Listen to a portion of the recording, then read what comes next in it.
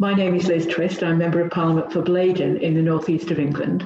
And for the purposes of today's meeting, I'm Chair of the All-Party Parliamentary Group on Rare, Genetic and Undiagnosed Conditions. And I'm very pleased to welcome you all to today's meeting, which I think would be very interesting.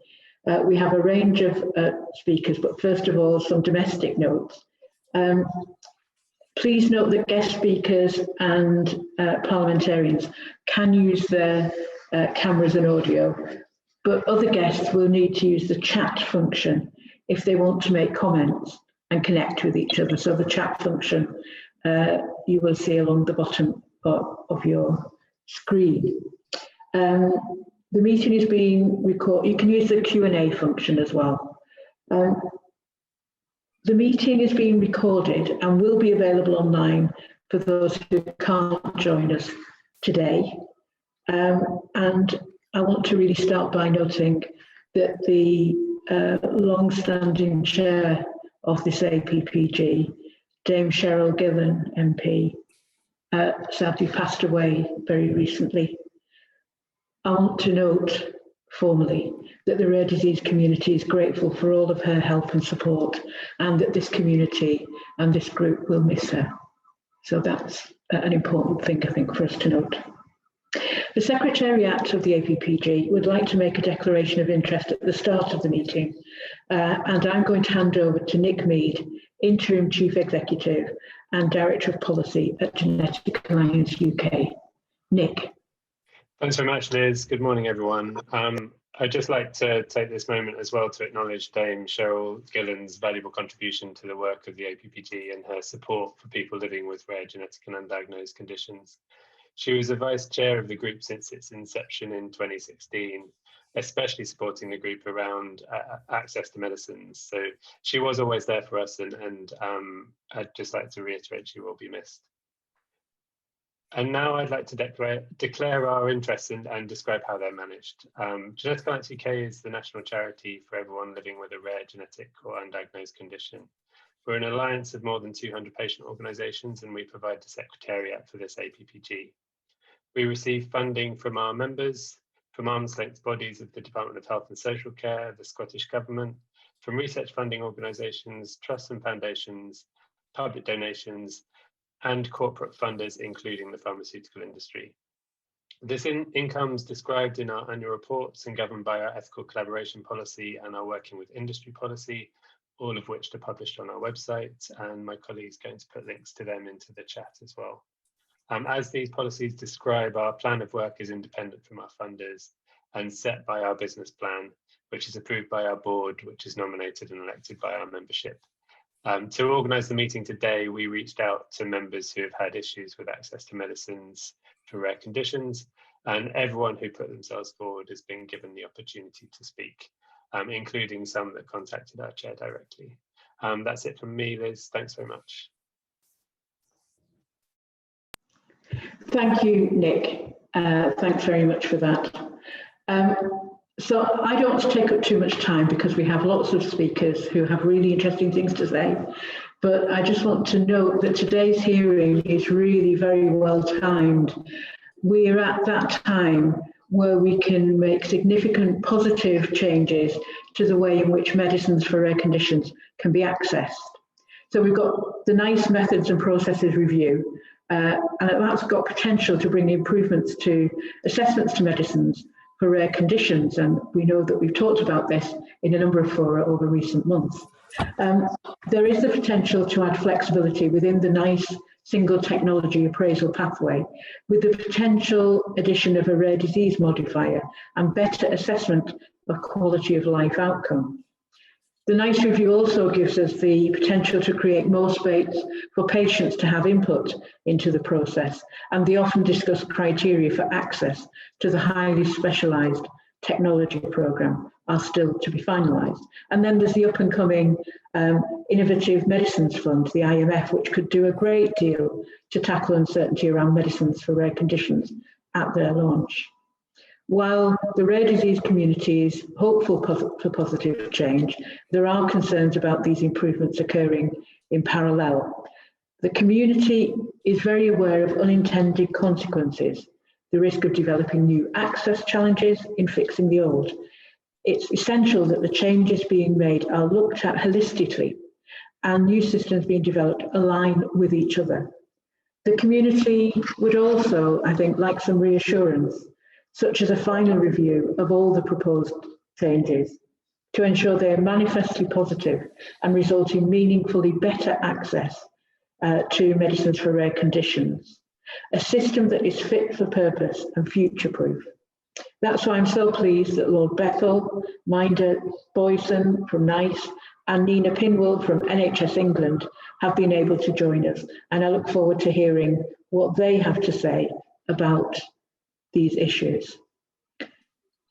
Can I just put a reminder to everyone as well that if you're not speaking, can you please go on mute to avoid any feedback? So that would be really helpful. So our first speaker today, and patient experience is always at the heart of what we do in this APPG. Our first speaker is Kai Bangbola from the Sickle Cell Society.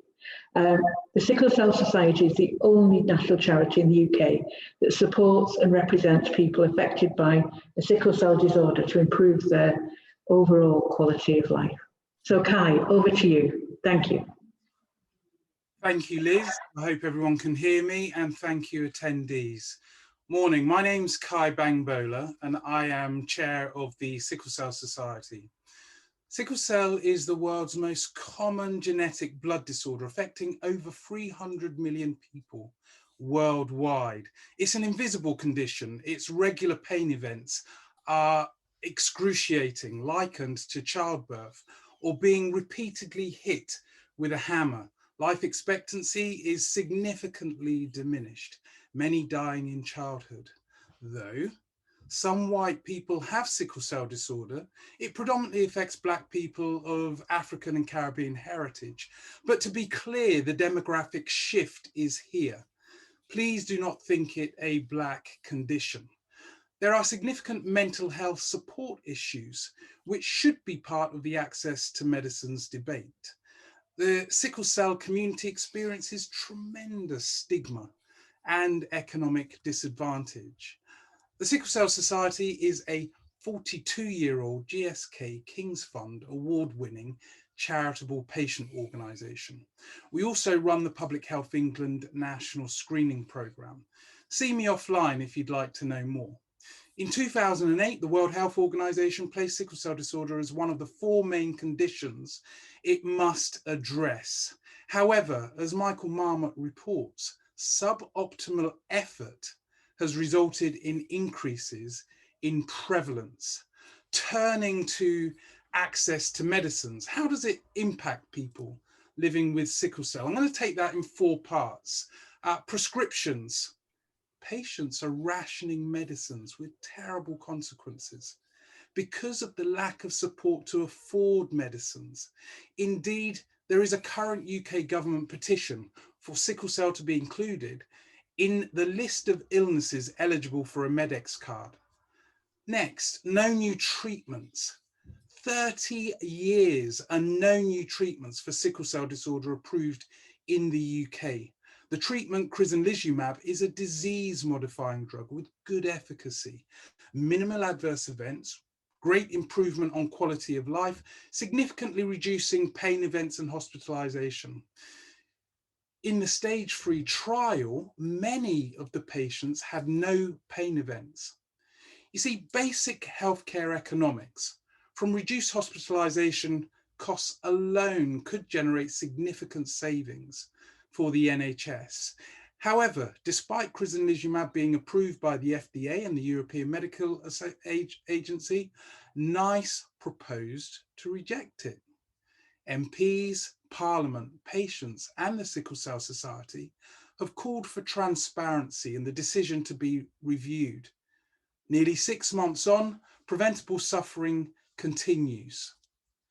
At the Society, we believe in working with people wherever we encounter health inequality. We aim for accountable outcomes and fair resolution. Third, denied acute and chronic care. Patients are having to battle with nurses and clinicians for pain relief. Last year, I wrote to the NHS about failures to hit commissioning targets. I provided peer-reviewed research and cited a compassionate article where doctors were in tears about abuses and failures perpetrated on patients with sickle cell. The outcome can be death. Reference an article called Racism, a Public Health Issue in the Huffington Post. In the current national news about Evan Nathan Smith, rest in peace, the coroner said he died due to a failure in basic care. Whilst in hospital, Evan did not receive treatment, causing him to dial 999 from his hospital bed. The hospital claimed nurses did not know how to look after a sickle cell patient. And research in a pain journal states doctors denied pain relief to Black sickle cell patients based on their belief that Black people have higher pain thresholds or are opioid addicts. Now, finally, COVID-19. We've all seen the inequality issues exposed by COVID-19. Lockdown led to many changes for the clinically extremely vulnerable. Many patients reporting delays in getting their meds, GP and clinical care communication breakdowns affecting access to medicines and transfusions. There was deep anxiety about unsafe hospital environments, coupled with patient stigma, making them feel as though they couldn't speak out. As I intimated in a cell and gene therapy meeting recently, basic healthcare economics suggests medium and long-term benefits for NHS investment now to make therapies available free to patients, and that's patients of all genetic conditions. Now, this is the future, and I'd like to stop there, but I ask you to acknowledge the conditions of today are created by the policies and people of the past. And it is for us to change that through new, fair policies. Thank you for listening, and please enjoy the illustrious speakers that you have following. Thank you. Sorry, Liz, you're on mute. Sorry. Thank you very much, Kai, for that really powerful introduction. I'm going to say at this stage that Lord Bethel and I believe Jeremy Hunt can only be with us until 10:30ish. So without further ado, I will move on to Kate Leroy because I'm keen to have some questions. Kate. Thank you for the opportunity to speak today. I'm going to speak briefly so that we can move on. I'm from the National Society for Phenylketonuria. I became involved with the charity because my own son, Alex, who's 12, has this condition. It's a rare metabolic condition which affects the ability to metabolize an amino acid, phenylalanine, within your body, which can build up in the blood and in the brain and can cause devastating and permanent brain damage. So it's incredibly scary when you're told that your child has this condition. There is a treatment which has been available since the 1950s, which is described as a dietary treatment, which doesn't really get across what this is because phenylalanine is present in nearly all foods. The dietary treatment is in effect to avoid eating the majority of normal foods.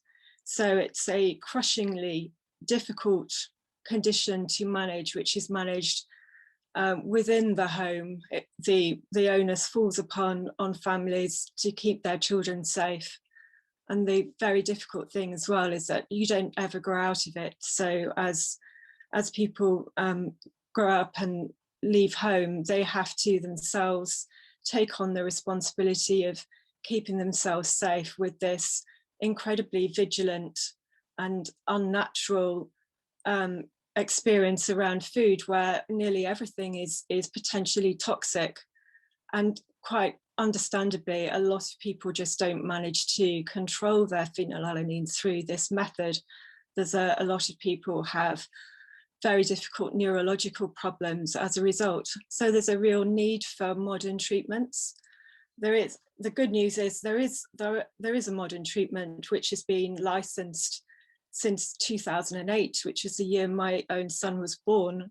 It's called Kuvan. It's used throughout the European Union, used widely in the Middle East. It's rolled out in Russia, but it's never been available in the UK, which is really difficult for the PKU community to understand. With the NSPKU, we've been through 3 recent appraisals with NHS England in 2018, 2019 and 2020. Each time they were unsuccessful. Our hopes were raised but dashed, and each time I have to phone up families who are needing this helping hand from this treatment and tell them that the NHS won't provide it. So it's just crushingly difficult for us to accept. We're going through a NICE appraisal at the moment for the first time, which is a live appraisal, so I won't speak more about that. But I would just say that I would ask the decision makers and policymakers here to grasp this opportunity to change the system to make it really work. Because if you stand in our shoes and look at the situation through our eyes, and I'm sure from a lot of the other patient groups here, we seem to have a system that really isn't working. At the moment, the only way that people with PKU can get access to modern treatments is to get on a clinical trial. Kuvan was trialled on adults with PKU in the UK, but at the moment it's being judged that this is not cost effective for adults with PKU. And the very first people to use a gene therapy for PKU were in a hospital in Birmingham. But at the moment, I can't see any prospect that that treatment, if it's licensed, would ever be judged cost effective for people with PKU in NHS hospitals. And for me, that seems to be morally something that's gone adrift. How can we have a leading research economy if we're not going to be delivering the results of that research to people in the UK? So I just really, really hope that we get the change that we need. Thank you. Thank you very much, Kate. And without further ado, I'm going to move on to Lord Bethel. Now, Lord Bethel has been kind enough to come and speak to us about the integrated review. So I know that he'll want to focus on that, and I hope to have an opportunity for questions to Lord Bethel as well. And thank you very much, Lord Bethel, for responding to our rare disease debate that was held in Westminster Hall a few weeks ago. Lord Bethel. Liz, thank you very much indeed for inviting me to this important event. Thank you very much indeed for your tireless work and for bringing us all together. And can I repeat the tribute you gave to Dame Cheryl Gillen, who I knew and who will be greatly missed. Her contribution to the cause of rare genetic and undiagnosed conditions was profound. I knew it made a big impact, and she will, I know, be greatly missed. Liz, you're right. I'm here. I'd like very much indeed to follow up on the fantastic debate on the UK Rare Diseases Framework, and that's what I want to talk to you all about. But it would be remiss of me not to address the points made by Kate in her very, very moving personal testimony. And I think I probably speak for everyone on this call when I say that I found your words extremely touching. And I can't imagine what it must be like to be in your position, and you have absolutely all of my sympathy for the situation you're in. And I can only give you the feedback that that is before me, and tell you the situation as it is. And let me though take a moment to share with you what I have in my briefing. On Kuvan, which you asked about specifically, NICE's draft guidance is a huge step forward for some children who stand to benefit from Kuvan. But it is our understanding, and I think you, Kate, you probably know this already, that it will be disappointing for adults with PKU. It's important to stress that this is not final guidance, and NICE's independent appraisal committee met earlier this month to consider all comments received from the recent consultation.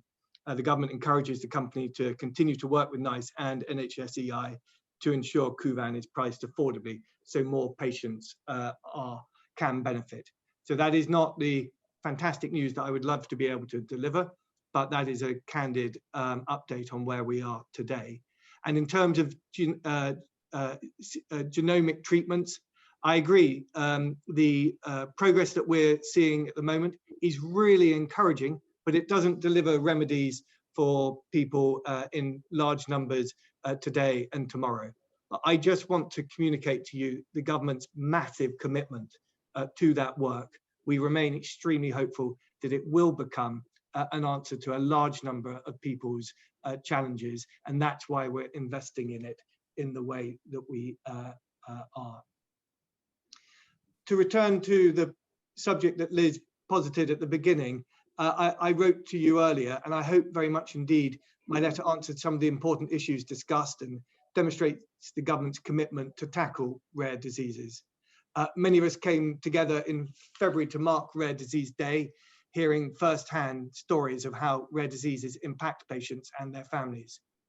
While rare diseases are individually rare, as we know, all of us, they are collectively very common. 1 in 17 people will be affected by a rare disease at some point in their lifetime. And in the UK, this amounts to over 3.5 million, a colossal number. I want to say a word about the Rare Diseases Framework. On the 9th of January this year, the government published the UK Rare Diseases Framework. Its objectives are clear and actionable.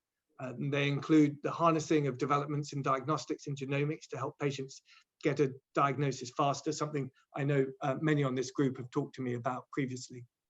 Raising awareness of rare diseases amongst healthcare professionals, improving coordination of care, and lastly, and crucially, improving access to specialist treatments and medicines. On this final point, we know this is a big challenge. Few rare diseases have established treatments, and where they do exist, access can prove very difficult. We are embracing every opportunity to improve access to medicines, such as the Accelerated Access Collaborative and forthcoming Innovative Medicines Fund. Our framework also describes a number of underpinning themes which are vital for delivering our priorities. And these include better use of digital tools, data and technology, maximizing collaboration, ensuring policy alignment across government, translating research to frontline clinical care, and lastly, putting the patient voice at the center of decision-making, something I know that this group have campaigned for, and my predecessor, Baroness Blackwood, who was such a great evangelist for this cause, I know has been a big champion for.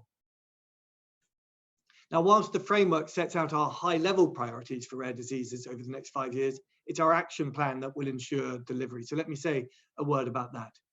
Each of the 4 UK nations have committed to publishing a plan within 2 years of the framework's publication. These action plans will outline a clear set of deliverables which can be tracked in annual updates and create new opportunities for organisations to partner together and deliver meaningful change. Integral to the framework, we will ensure the patient voice continues to play a central role in the development and delivery of our action plan. Work is moving at pace.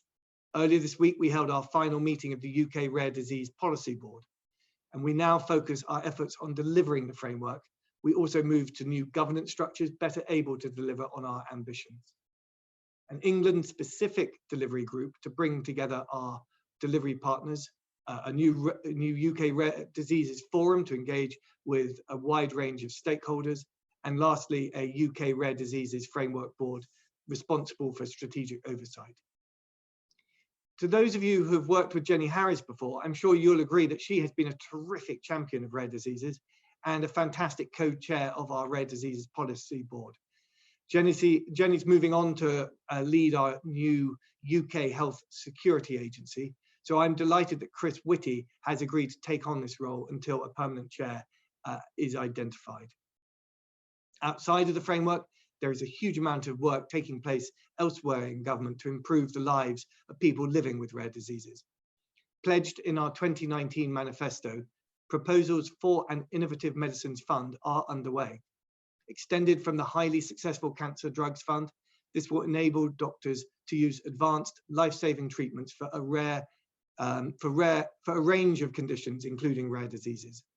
And as you know already, NICE is the independent organisation that provides national guidance to the NHS on clinical practices and treatments.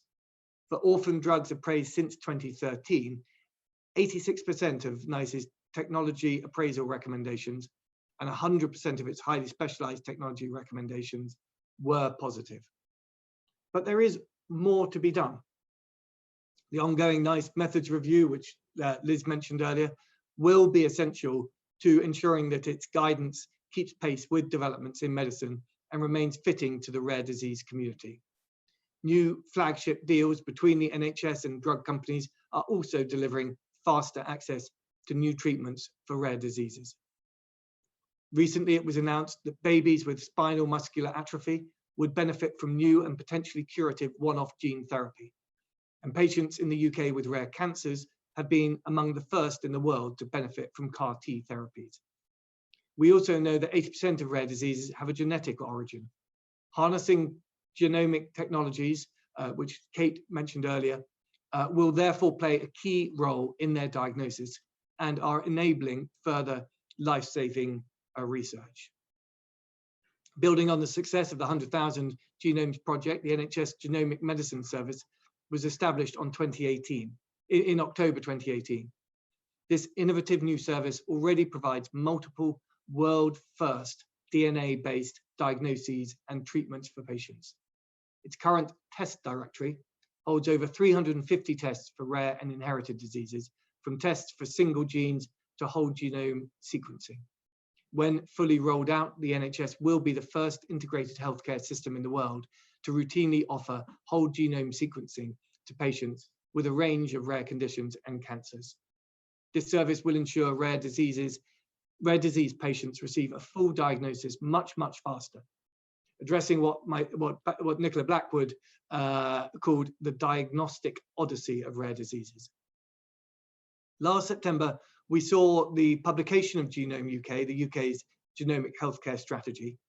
This strategy sets out how we will achieve our vision of a world-leading genomic healthcare service over the next 10 years, focusing on diagnosis and personalised medicine, prevention and research. It's absolutely essential that rare disease patients are afforded the benefits of this genomic medicine.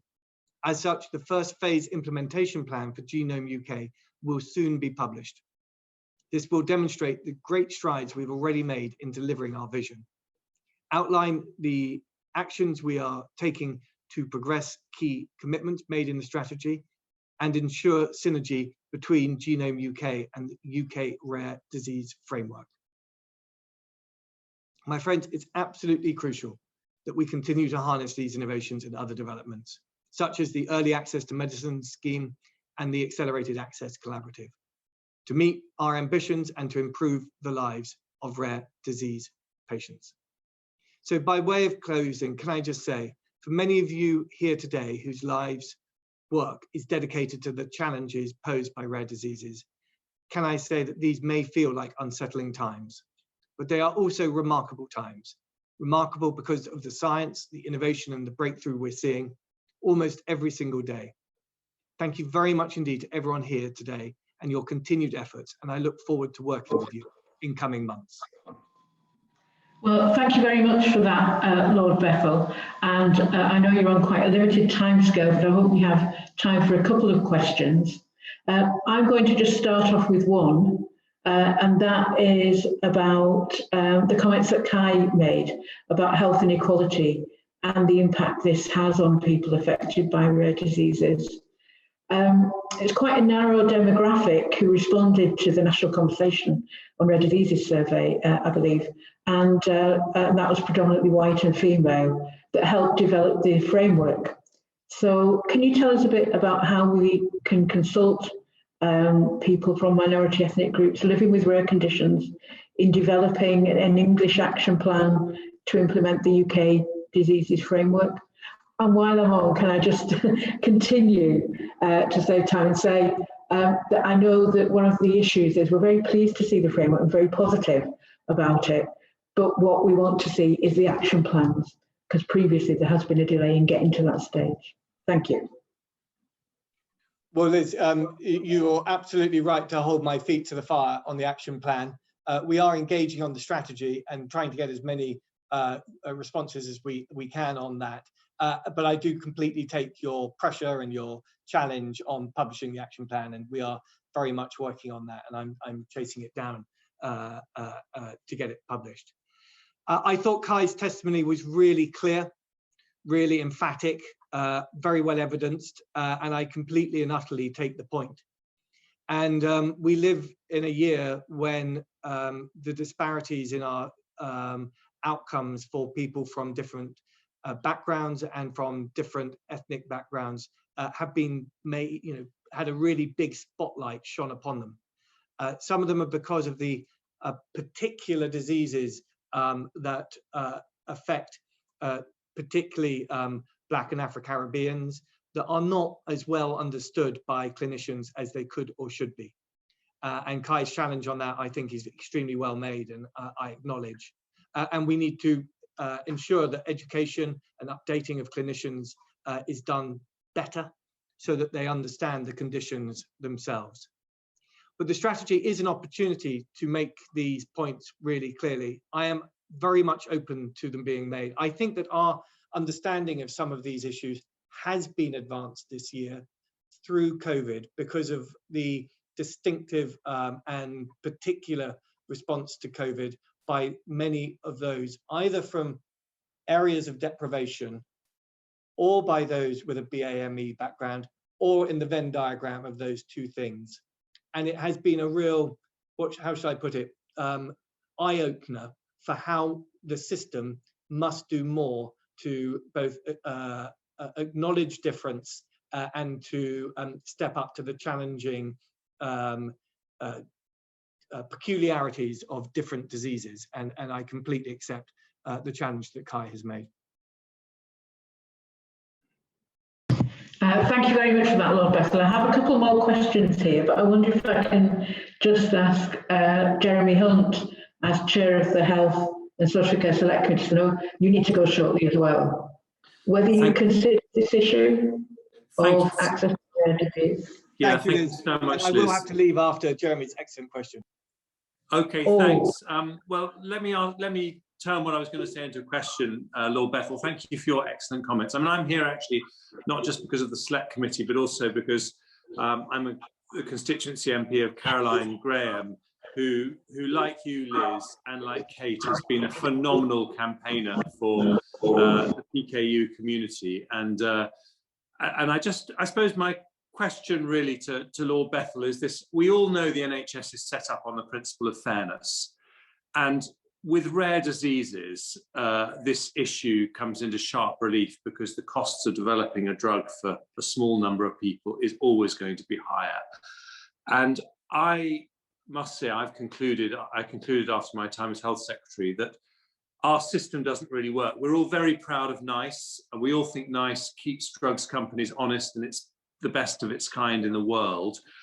But when it comes to rare diseases, there is an unfairness. And when it comes to Kuvan, I think this is just the sort of ridiculousness of the system in this instance is demonstrated by this ruling that it's cost effective for children, but not for adults.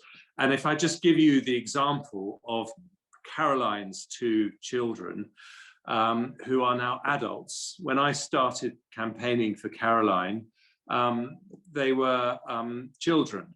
And they are now being told, you're too old, you don't have enough good life years ahead of you, so sorry, the drug's not cost effective, the NHS won't pay for it. But had this decision been made 10 years ago, it would have paid for it. So it seems to me that there is, if I can put it this way, market failure or system failure.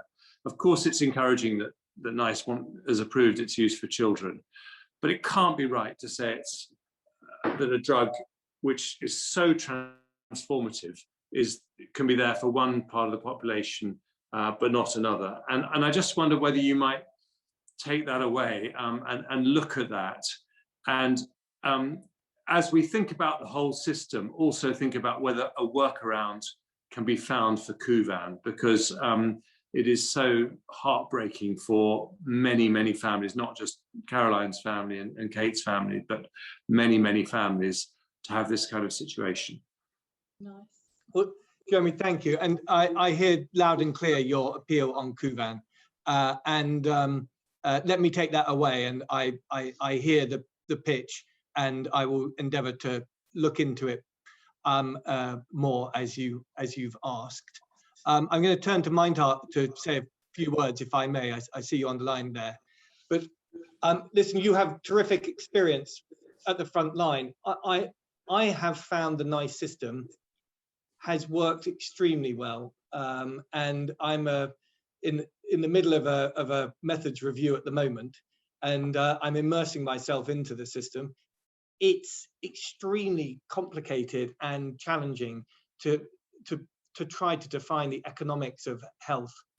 I mean, it's just extremely difficult. But when we compare it to other countries, I'm extremely proud of what we've got here in the UK. I think that you're right, of course, that rare diseases do present a massive challenge because there are huge costs involved. And we're also at a moment when we're trying to get health inequalities addressed at the same time. And that means we have to look at population health measures, and we have to put money into trying to address the mass population problems we've got, to try and get resources and medicine into helping diseases that affect millions of people. And so we have these this very difficult challenge of rare diseases that touch a few people and cost a fortune, and the challenges of unequal and unfair health outcomes for the population. That's something that we have to balance. But I don't know a better system than NICE to approach that very difficult challenge. And Meinhard, I wonder if you'd like to just very quickly come in with a zinger to address Jeremy's point.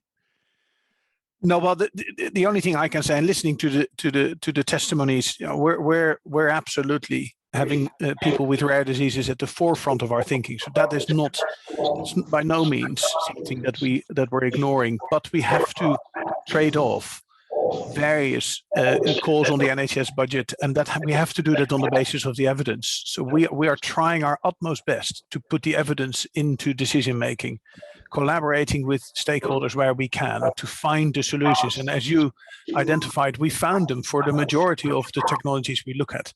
So I'm still hoping that we can find a way through Kuvan and other topics that have been mentioned today. Thank you, Meinhard.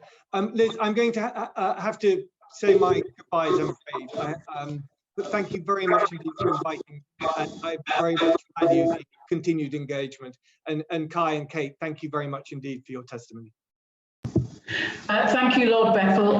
We do have some other questions. I know you have to go, but if you're willing, can we pass them over to you? That would be absolutely fine. I'd be glad to write back. I know people are happy. Thank you very much. Liz, my apologies. I'm afraid I also have to go, but thank you very much for your fantastic campaigning. And thanks to both of you.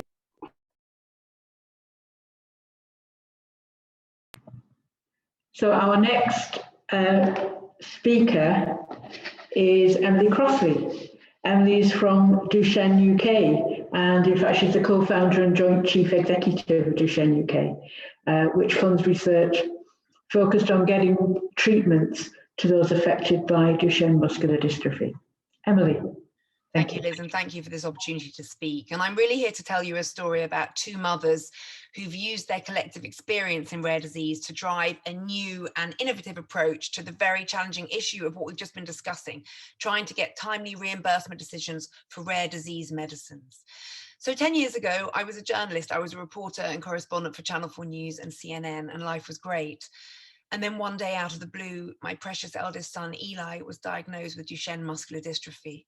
The doctors told us that our son, who was then 3, had an incurable genetic disease that would rob him of the use of all his muscles. He'd be wheelchair bound by 11, completely paralyzed by his mid-teens in what should be the prime of his life, and dead by his early 20s. As you can imagine, we were dragged into a black hole of grief and despair. And I wish the doctors had given me a diagnosis that morning, relapsing, remitting grief disorder, or just something to see me through those first weeks and months. And I wish the doctors had said to me, Emily, you are going to have to make yourself strong, because you are going to have to watch your son slowly slip towards death and somehow make that okay for him. Bit by bit, my husband and I pulled ourselves together and we set up a patient organisation now called Duchenne UK. In 9 years, we've provided seed funding for gene therapy, and now 4 companies are dosing patients with this promising approach. We're running our own clinical trial testing tamoxifen, the breast cancer drug, as a treatment for Duchenne. And we've set up a network of clinical trial sites called the DMD Hub to bring trials to the UK. And there are now 400 boys on clinical trials who otherwise wouldn't have been. And in my naivety, I thought, well, we'll get these medicines tested and approved. And then, of course, the health systems will pay for them, won't they? Because my son's dying. How can they not? Well, in 2014, the European Medicines Agency gave conditional approval to the first ever drug to treat a subgroup of patients with Duchenne. This was a historic moment, but it took NICE over 2 years to give this drug, Translarna, a positive opinion. Now, the labeling on this drug was for boys who were 5 years and older, but who could walk. Once they stopped walking, they'd be unable to take the drug. In the time it took to get the drug reimbursed in the UK, when it was being reimbursed all across Europe, by the way, boys who were eligible for taking the drug in 2014 had stopped walking and could not take it in 2016. And I realized in that moment that there is something worse than having no approved treatment for your disease, and that's having a treatment that's been approved, that's safe and effective, but that's sitting on a shelf and no one can access it because we can't work out how to pay for it. And we've heard examples of that on the call today. I once had a conversation with the regulator at the FDA in the US who said to me, don't bring me a room full of crying mothers, bring me evidence, bring me data. So I got my crying mums in a room and we cried, and then we turned those tears into action. And one of those mums, Fleur Chandler, whose son has Duchenne, came up with an idea that had never been done before, because she ran health value outcomes at GSK for respiratory disease. And her idea was something that hadn't been done, let alone considered. We called it Project Hercules, and that stands for Health Research Collaboration United in Evidence Synthesis. It's a bit of a mouthful. But the idea was simply this: to bring competing pharmaceutical companies together to create one shared set of disease evidence, one shared set of disease level data that will make it much more easy for bodies like NICE to make decisions about paying for drugs. We hoped that 3 companies would sign up. We ended up getting 10, including Pfizer, Roche, and other Duchenne-specific companies. This had never been done before. The story made headlines around the world, and we won the Audis Black Pearl Award for collaboration. So what did we do? Very briefly, we set up a steering group comprised of our industry partners, charities across the world, leading health economics, representatives from NICE and Catalan Health Authority. We conducted the biggest ever analysis of natural history data in Duchenne and combined that with real patient testimony and discussion.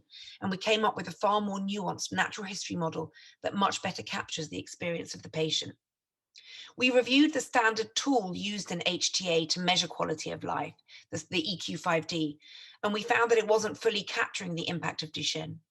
So in collaboration with the School of Health and Related Outcomes in Sheffield and more than 300 patients over a 3-year period, we built a new quality of life metric called the DMD QOL that better captures the progressive pediatric nature of Duchenne. The DMD QOL is now being licensed by Oxford universities and is almost at the end of being translated into 28 languages and is now being used in several clinical trials. We developed an economic model that each company can tailor to its exact product and requirements, and we completed a burden of illness study to better capture the true burden of the disease. This kind of evidence gathering would usually cost a company between £500,000 and £1 million. And every individual company would each conduct their own burden of illness study, each conducting their own patient questionnaire. This costs time, money, and most important of all, is a huge burden on the patient community every time a company comes to HTA. And I think what I've realized the most during this time is that it's very difficult to capture the burden of a disease in one conversation. In order to survive this disease every day, I diminish the impact that Duchenne has. I push to the back of my mind its devastating impact on my son, on my family, and on me and my husband. So in order to fully understand the impact of this disease, it needs methodical, careful, iterative data gathering. And that's what Hercules has done. And to raise a couple of points made today about putting patients at the heart of HTA, this is what Hercules has done. I want to thank NICE for their invaluable involvement in the project and for allowing us to present at their conference. And my hope is that Hercules can be seen as a role model for other diseases, a showcase for the importance of patients driving evidence and really being an important voice in access, as a role model for a collaboration that saw the challenges for rare disease and took all the steps and did everything it could to build a gold standard of evidence generation for HTA. Thank you for letting me speak. Thank you, Emily, for sharing your experience and for telling us about Hercules and the work that you've been doing. I'm sure many patient groups will be interested in that. I'd like to turn now to Jess Hobart from the UK Mastocytosis Support Group. Jess is the chair and the trustee of the UK Mastocytosis Support Group, which is a charity supporting people with mast cell disease and their families. So if I can hand over to Jess, please. Thanks very much for this opportunity.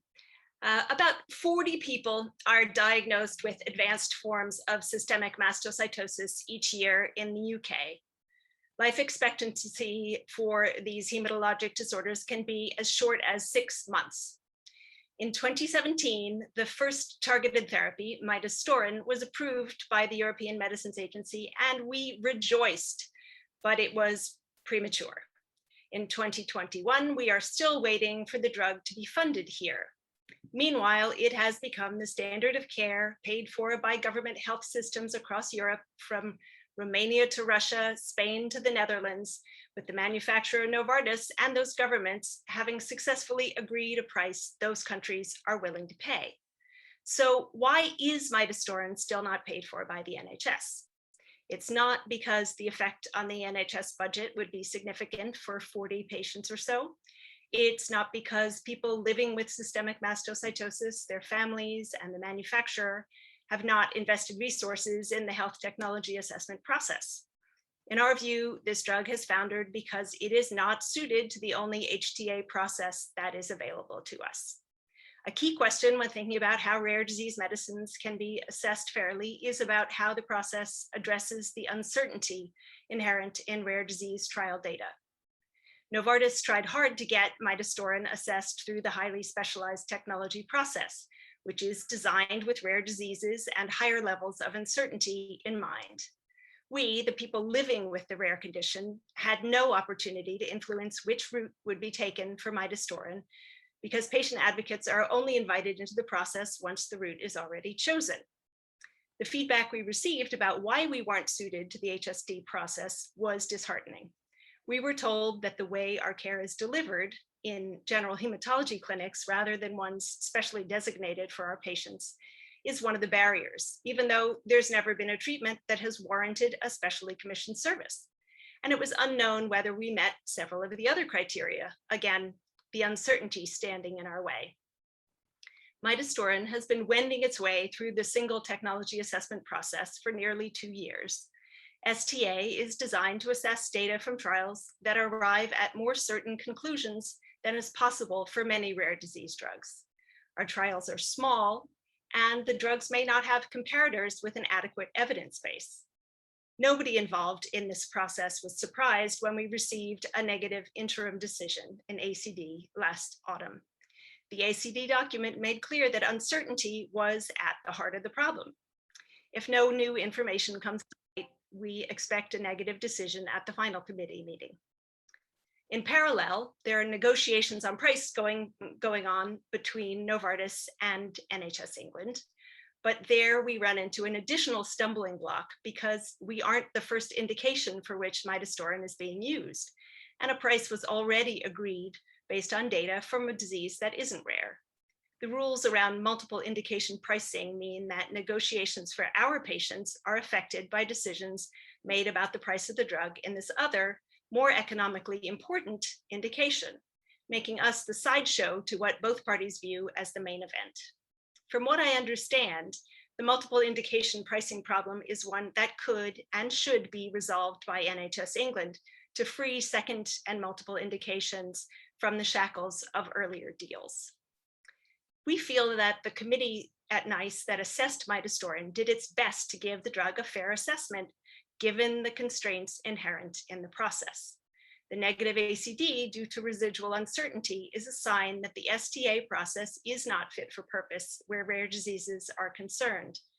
And at the same time, the barriers to enter HST are nearly insurmountable for conditions like ours. We've carefully responded to both the methods and the process reviews at NICE to share our experience and our frustrations, but so far the proposed changes look inadequate.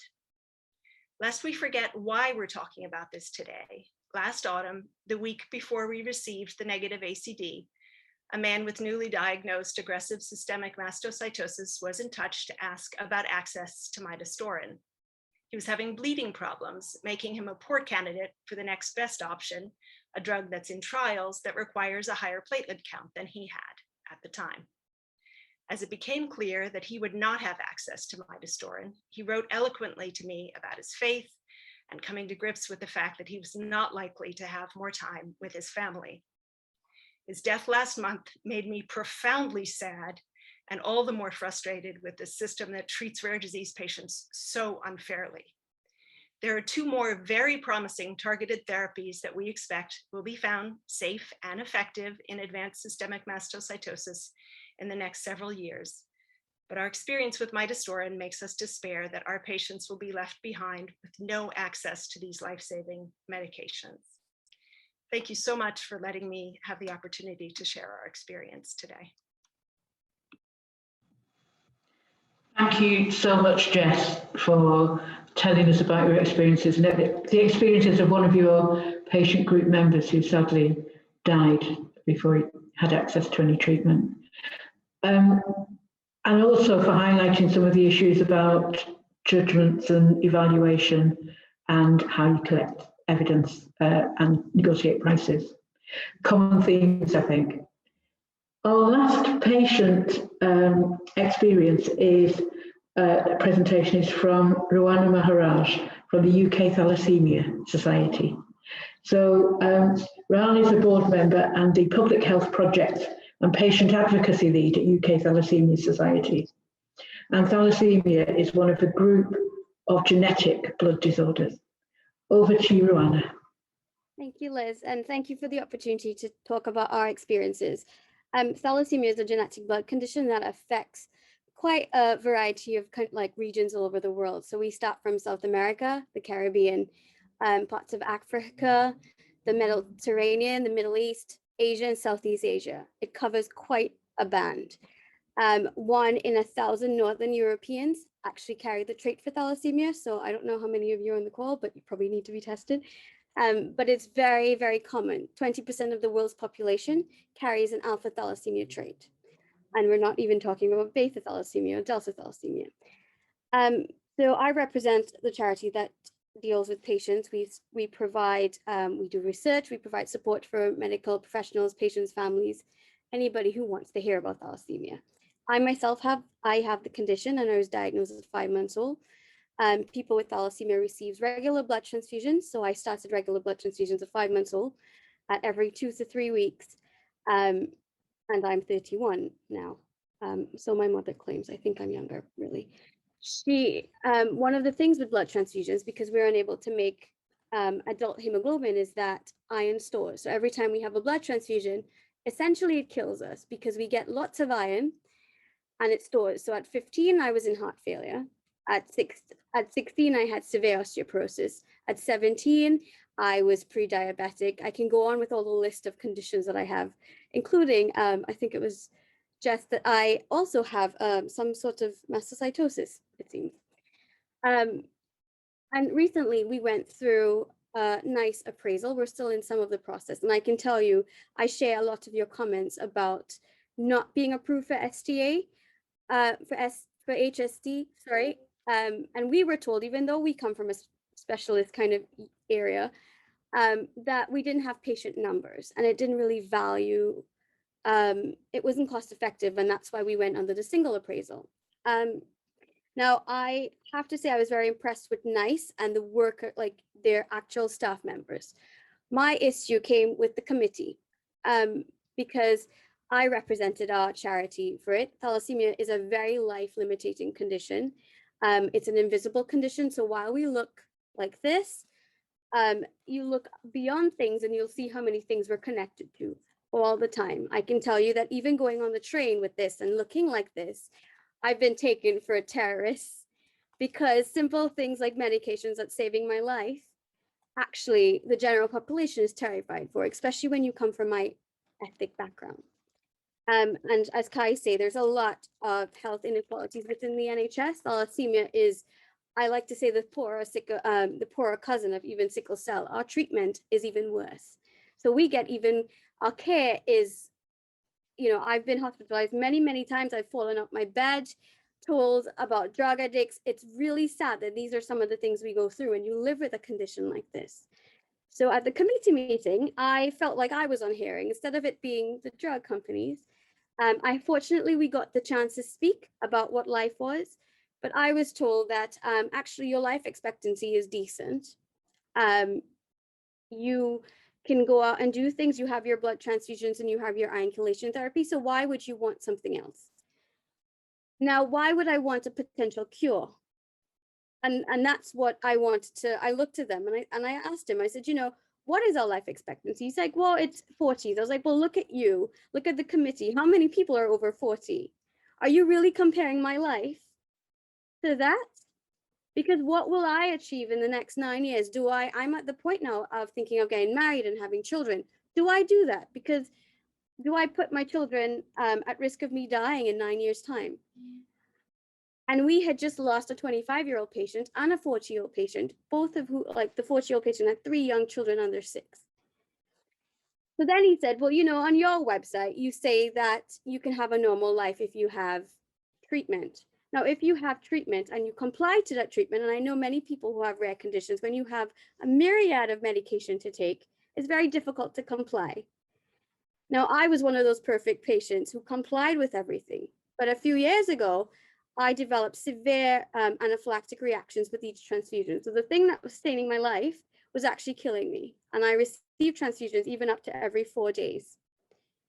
Now you can imagine, each time you're having this thing that sustains you, it was also trying to kill me. There the night the chair told me about, will you have a decent life? And I asked him, I was like, well, would you do this? And he said, well, at least it's not leukemia.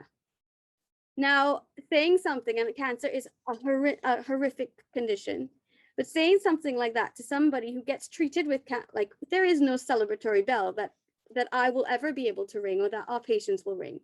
Because the one thing that we do have to look forward to is something you're saying that, well, it's innovative, but you don't need it, because they're comparing it to the current treatment we have. So they're comparing it to treatment we have that we have no choice about to potential cure. And I'm keep going about a potential cure. He said that, you know, the system is in place within the NHS is very well developed for thalassemia. Even though we have a joint sickle cell program for screening with the Sickle Cell Society, our newborn patients are not screened as part of it. It's piggybacked on. So a few years ago, we had a patient who was missed because there's no formalized testing for thalassemia as a newborn. This parent was told, just like what my mother was told 30 years ago, that the mother was neurotic, the child was losing weight, and you're a bad parent, and perhaps we need to have social securities in. It wasn't that they decided that the child had thalassemia because, so there's a lot that's in play, but having people say that actually your condition is not that important, you're not that sick, is very disturbing. Now, the other thing that was said was that he talked about costing. Now, I'm not sure why. The way that they look at costing is through quality interviews, and it looks at quantitative data. It misses the qualitative data.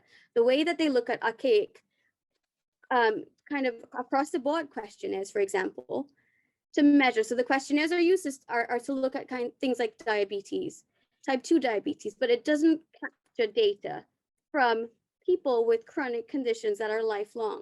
It's very different. And I've seen the questionnaires myself in my units, and I refuse to answer it because we're giving it back to our hematology staff who can see how it is. It's very easy to add on mental health conditions if you depending on your scale. So it's very flawed. And I feel like the whole process needs to be looked at. You need to capture, and I know it's important. I'm a PhD scientist myself, and you need to capture qualitative data from patients to understand what the implications are, but you can't measure quality of life things just from quantitative data. And we know this through evidence that people underreport how they feel. This is fact. So, you know, I think the process needs to be looked at. There was a lot of inaccuracies that were written in the ACD report that wasn't reflected on the day. I have to say that NICE and the NICE staff they were amazing, and they came out and they supported us. We met with the chairman. She wanted to hear about why we felt this way. Even the staff that sent us emails after, it was incredible to see that they reflected what I said during the meeting, but when you looked at the ACD report, it didn't. And I asked them, I said, but you know, I respect it, NICE, but there's this inaccuracy, is this okay? Because it's harmful. If people like social service, CWP sees things like this, they're going to assume that our lives are easy, but is it though? So, you know, NICE has a real responsibility in portraying the actual story and not just what they think, because there's not enough data on psychosocial issues for sickle cell and thalassemia. And there's a lot to be done. So the last point that I want to say is that I was talking about stigma during our meeting, and there's a huge stigma within our different communities. And the question I was greeted about, why is there a stigma? Now, 98% of the board, the committee, came from Caucasian backgrounds and not ethnic minority backgrounds where thalassemia is known and where the stigmas are known. And I feel like committees like this need to reflect the population that are being looked at. So I have to say, like, I'm grateful for NICE for what they do. I think that the process, though, is very archaic. It needs to be updated. And I feel like the patient experience needs to be considered a lot more. But you can't judge somebody just by kind of quality of life and what you think of how many years they get. It's not fair how many years we get left, because we have been denied the same thing because, well, you've gotten to 30, so you got a fair share of life, and I think it's unfair. So that's all I need to say. Thank you. Thank you very much, Joanna. That was a very eloquent description of the issues you faced and your feelings about how those methods actually leave out some important qualitative issues and don't capture them. Thank you very much for sharing that. So I'd like to turn now to Mindert Boyson, who is Deputy Chief Executive of and Director of the Centre for Health Technology Evaluation, NICE. And Mindert, you've heard quite a lot from patients now about their experiences, and we've spoken. So perhaps you'd like to talk to us about that, please. Thank you very much, Liz, and thank you very much for the invitation. I must say that I'm kind of lost for words hearing all those stories. Not because they're not unbelievably personal to you, but it's really difficult to connect them to our story, because our story is one where we have rare diseases at the forefront of our thinking, but at the same time we're trying to balance the calls that you have for NHS resources with so many others in the NHS. And I think this is perhaps where, when you talk about the experience at committee, is where it really at the call phase, it's a complicated balancing act that our committees have to employ, thinking about what the evidence says about a technology in a rare disease with all those patients that are not in the room. So I think that is often a really insightful thing to see, that those committees struggle with the balance between a call for a very clear benefit of a new technology and all those people that are not in the room. So it was my first reflection. I really think that it's important to go back to the evidence. You know, we are an evidence-based organization, and for us it's important that whatever you experience is translated in some way into measures of quality of life and others that we can use to balance between calls that are here for this technology in the rare disease and perhaps others. So fairness and evidence are two of the main considerations for our committees. And thirdly, uncertainty.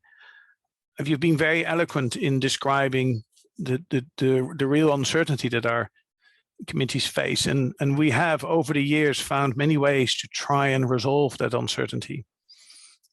Nina will talk about that in a minute, but there's been a great effort across various organizations to put managed access arrangements in place, especially in our highly specialized technologies program.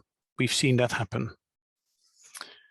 But I would like to just make a few comments on our own development as an institute, because that is perhaps where you've been talking mostly about how our current processes and methods work. And we, of course, see a very rapid development of new technologies and a strong desire to respond to these new technologies and evaluate them more quickly. Those technologies, by the way, extend beyond medicines. There's a lot more, as Lord Bethel also indicated, a lot more to the treatment of rare diseases than just medicines. There's diagnostics, medical technologies, genomics, digital health, and there's hybrid technologies that we're interested in exploring. And all this will challenge, of course, the way we think about health technology assessment.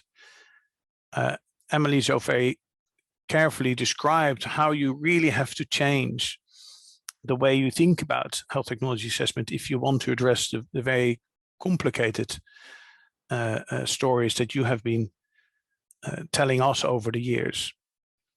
We would absolutely have to make sure that the innovative regulation and access pathway is connected. And we signal in our strategy that if we want to speed up, we'll need to be more proactive, engage much earlier in the innovation pipeline, working collaboratively with partners. And I think what makes me most upset about what I hear from you is that all this seems to come out at the very end of a long process of developing a technology, finding the evidence, connecting with patients. When actually, if we would work earlier together and understand what the potential barriers in the evidence, in access, in regulation might be, I think we can make a lot more progress.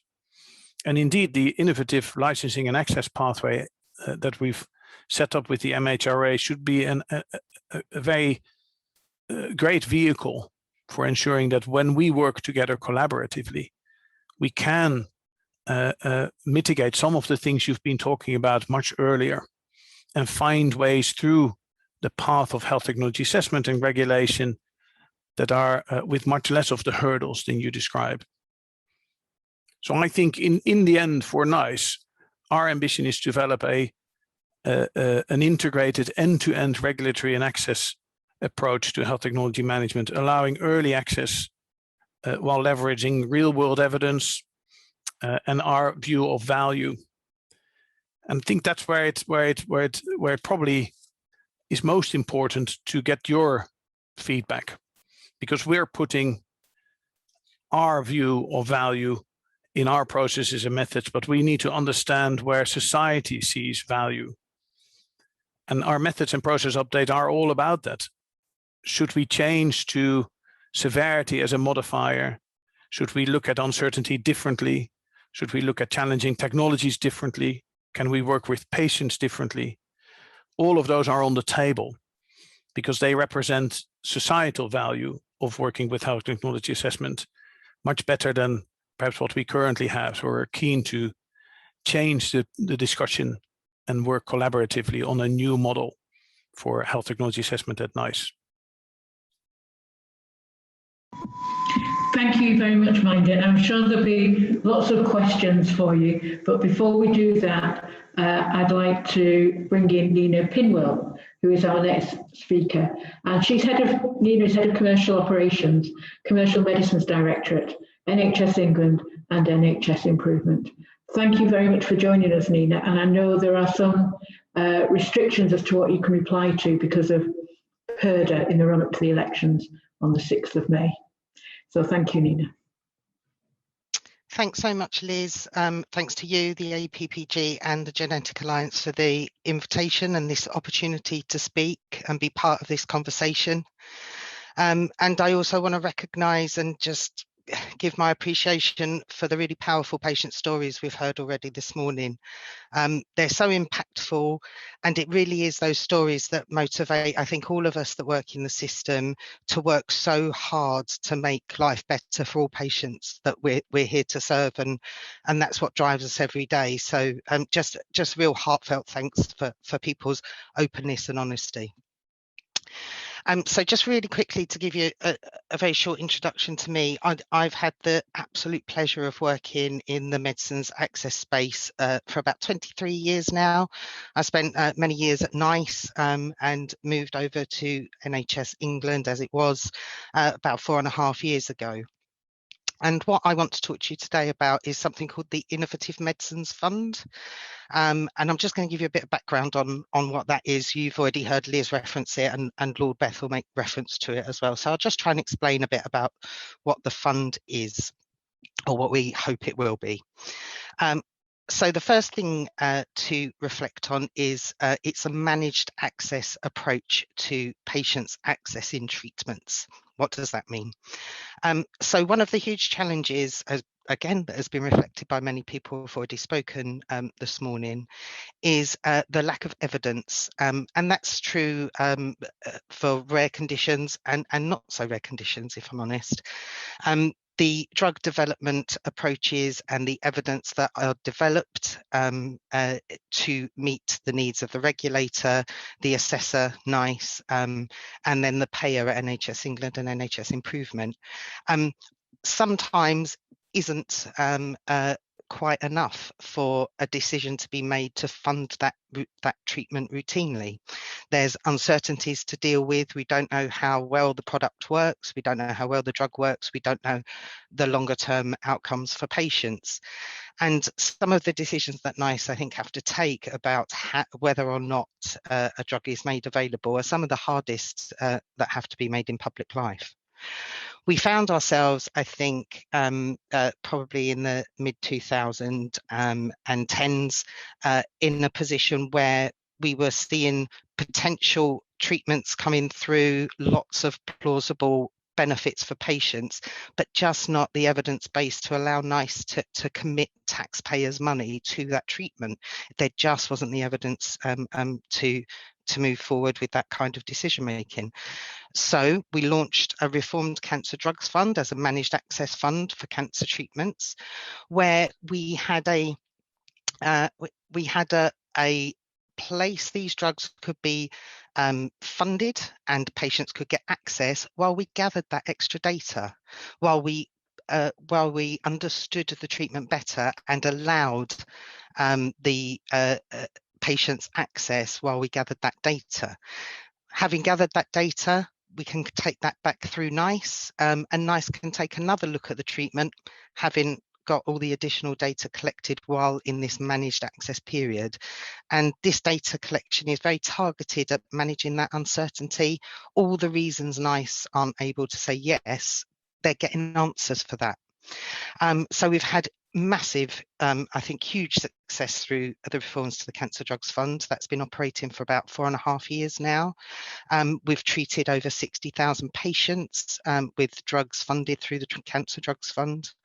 And that's ensured earlier access and actual access for those treatments that patients wouldn't have got if we didn't have the CDF operating as a managed access fund. So building on this success and signalled in the Conservative manifesto, there we have the opportunity to extend that purpose and principles in the Cancer Drugs Fund to something called the Innovative Medicines Fund. So we now are looking to develop this managed access approach beyond cancer in the Innovative Medicines Fund. So the purpose behind the Innovative Medicines Fund is to provide patients with faster access to the most promising new treatments, build on and expand the key features of the Cancer Drugs Fund to non-cancer drugs to help the system better manage that risk of uncertainty and what that may mean for patients and for the system. also to ensure that broader perspective of taxpayers, that we are ensuring value for taxpayers in drugs expenditure. We are targeting our limited resources to the right kind of treatments. And also, I think hasn't necessarily been mentioned too much today, but creating an opportunity for those pharmaceutical companies that are willing to price their products responsibly, a route through NHS funding for the best and most promising drugs. And integral to the decision making is a partnership between ourselves and NICE, with NICE committees being able to make the decision that here's a product, it looks potentially good, the data's not where it needs to be. We can move to a managed access approach whilst we collect that data, resolve that uncertainty, and have a much stronger decision for all the people, all the stakeholders I've talked about, patients, the NHS itself, clinicians, taxpayers. So that key features within what we're planning in the Innovative Medicines Fund is that part of the arrangements of moving into the fund and patients accessing is that data needs to be collected to resolve the uncertainty. We have a commercial conversation with the individual companies to reach a price point with those companies that fairly reflects the uncertainty for the system in providing these products to the system and to patients. We also need to make sure at the end of the managed access period, we're very clear on what the arrangements are if, having collected all that extra data, which we hope and anticipate will resolve the uncertainty, that data signals to NICE and to the board of the community that actually this treatment probably isn't worth the system paying for, and it's not the appropriate treatment. So just understanding for patients that are already on the treatment what that means for them. And I think what's really key to mention as well with the Innovative Medicines Fund is that it's part of the puzzle. It's a part of the solution. It's not a panacea, but to be able to develop the Innovative Medicines Fund in partnership with NICE, that real system response, and with working so closely with NICE, it means that the work they're doing on their process and methods updates can really feed into what we're trying to achieve in the Innovative Medicines Fund. I just wanted to go on briefly to talk about, we are anticipating a public engagement exercise on the principles around the Innovative Medicines Fund, where I'm hoping everyone in this audience and much broader, all stakeholders with interest, we're really encouraging a response from those people to help us design an Innovative Medicines Fund that's going to be what people need and meet the needs we're aiming for. And the things that we'll be talking about in that engagement document are how we ensure that these treatments getting to patients happens in a way that the NHS can cope with. I'm just going to shut my door because my dog is barking. I'm so sorry. I should have anticipated that. Yes, so can the NHS cope with the additional data collection burden and helping clinicians and NHS staff understand how important collecting that data is to help resolve the uncertainty, to give NICE the data it needs to make a decision on these treatments, so that the benefit of that extra effort, what it leads to in the end. I've already mentioned the data collection, but that really being aligned to addressing the uncertainty that NICE has identified. We'll also be thinking about eligibility for treatments that go into managed access. What we really need to make sure is that we're still encouraging companies to come to NICE with a good set of data at a reasonable price, because managed access doesn't have to be the answer. There often is the opportunity for a product to go into routine commissioning, and a lot of what the work I do on a day-to-day basis and the area where I work is geared towards helping companies get over the line and make sure that we can support NICE in its decision making and get products to patients. I'll just round off to say that I've mentioned that we were going out to public engagement. It's very difficult at the moment to put a timeline on that because, as won't have escaped anyone's notice, we've got the huge challenges around the continued COVID response, the vaccine rollout, and we're really, I think, acutely aware of the challenges of this period for our key stakeholder groups, such as the patient groups, and how they have they're struggling. And it's important as part of our engagement that we do hear from key stakeholders, we do hear from patient groups, so we need to do it in a way that means they can engage properly and be part of shaping the Innovative Medicines Fund for us. We have already been speaking to industry, we've been speaking to patient groups, we have heard from many people, and that the public engagement gives us an opportunity to reach a broader audience and get more feedback. So I think if I'm trying to summarise, there's lots happening behind the scenes. This Innovative Medicines Fund being delivered in partnership with NICE is one of its true strengths, I believe, and we have the experience of the Cancer Drugs Fund to date to really build upon that success. And I think the last thing I'd just close with is that for products that outside of cancer at the moment, managed access is already an option, and we've got quite a number of treatments already in managed access outside of cancer. But I think the opportunity the Innovative Medicines Fund gives us is a clearer route with a system built around it, built on what we've learned from the Cancer Drugs Fund to deliver for patients and for the whole patient community. So again, thank you, and looking forward to the questions. Thank you very much, Nina. I have a whole list of questions myself, but I'm going to open it to the floor because I know I've been getting lots of requests to have questions. So I'm going to start, first of all, with Emily Crossley, who is one of our contributors, who has a question. And if we regard this as a discussion rather than just question and answer, I think that would be most helpful. Emily. Thanks so much, Liz. And I wanted to thank Mindar and Nina for their presentations, but we've heard a lot on this call about how we have everyone's sympathy and condolences for our experiences. And I think I speak on behalf of the speakers to say that we don't really need that. What we need is to not have to do this, to not have to bare our souls at a meeting like this. And we need a system that we can rely on to make fair and timely decisions, especially about rare disease drugs. And, you know, we understand that resources are limited. We understand that we need bodies like NICE to make evidence-based decisions. But I think the challenge is, as Jeremy Hunt said, is that this system doesn't work for rare diseases, and we have one of the lowest rates of reimbursement decisions for rare disease drugs in Europe. So my question is to Mindar and to Nina, with the methods review, with the IMF, what does success to you look like for rare diseases? Well, Emily, Liz, please, Mindar.